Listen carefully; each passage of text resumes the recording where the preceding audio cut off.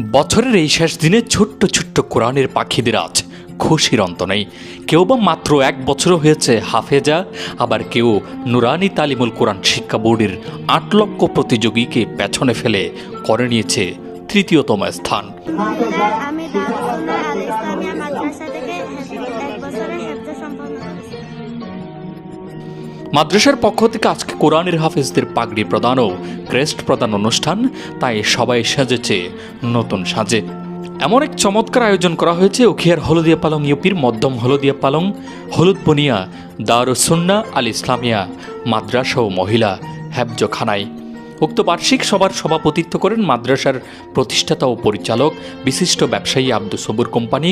বিশেষ অতিথি হিসেবে উপস্থিত ছিলেন মসজিদের জমিদাতা সাহাব মিয়া, মসজিদ ও মাদ্রাসার সেক্রেটারি আব্দুল হাকিম, সহ সেক্রেটারি সেলিম, সদস্য মাস্টার মীর আহমেদ, আমির হোসেন, গফুর।